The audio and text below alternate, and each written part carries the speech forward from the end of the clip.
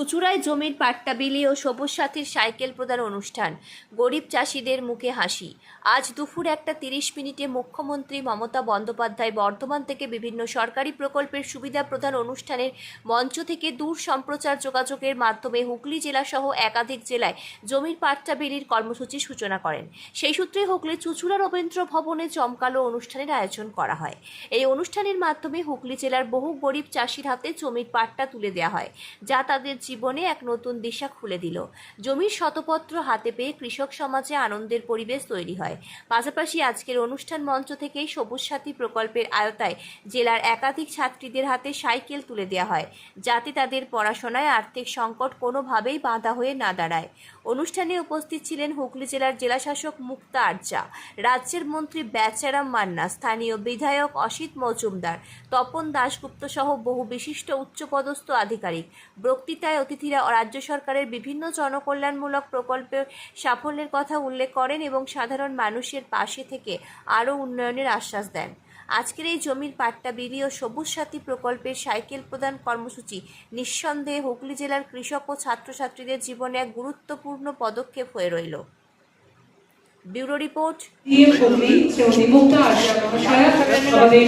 মাননীয় শ্রী কৃষ্ণচন্দ্র ধারা সহকারী সভাধিপতি হুগলি জেলা পরিষদ রয়েছেন, মাননীয় এমএলএ চিনসুরা শ্রী অসিত মজুমদার, মাননীয় এমএলএ উপকৃত হচ্ছেন। 65,000 ছাত্রছাত্রী সাইকেল পাবেন এই ফেজ 11-এ। তারই প্রতীকী শুভ সূচনা যা মাননীয় মুখ্যমন্ত্রী শ্রীমতী মমতা বন্দ্যোপাধ্যায় বর্ধমান থেকে যার সূচনা করেছেন। আমরা আবার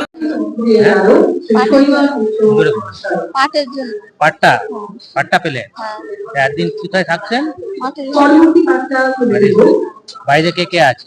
বাড়িতে স্বামী, আমি, 2 বাচ্চা, শাশুড়ি।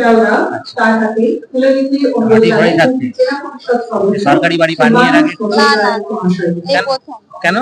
এই প্রথম পাচ্ছি, পাইনি, একবারও পাইনি। পাট্টা দিল? হ্যাঁ।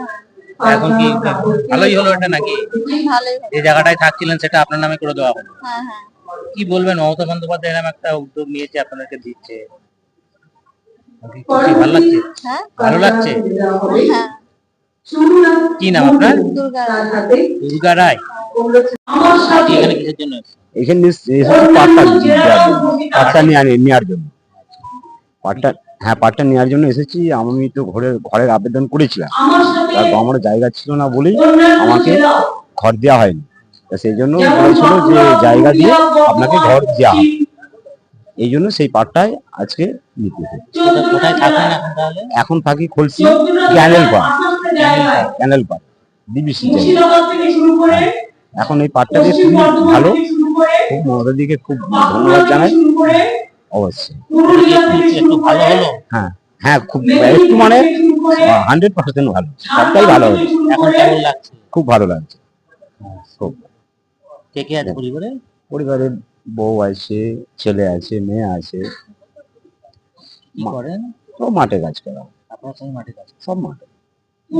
খুবই গরিব, নিজস্ব জমি জায়গা কিছু নেই।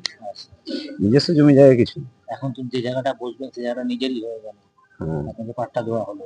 আচ্ছা, সেই জায়গাটা তো কোথায় সেটা তো এখনো জানা হয়নি। সব বলেছি যে তারাগুন বলেছে, তো কোথায় সেটা তো জানা নেই। নিজের একটু জায়গা হলো। অবশ্যই।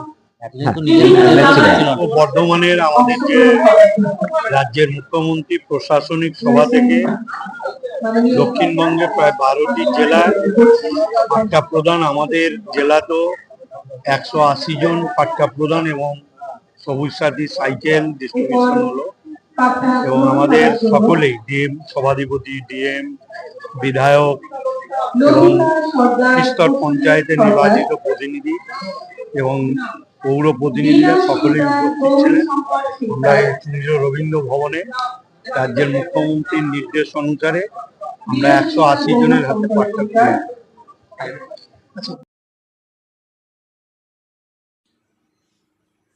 রূপমের রিপোর্ট, R.News।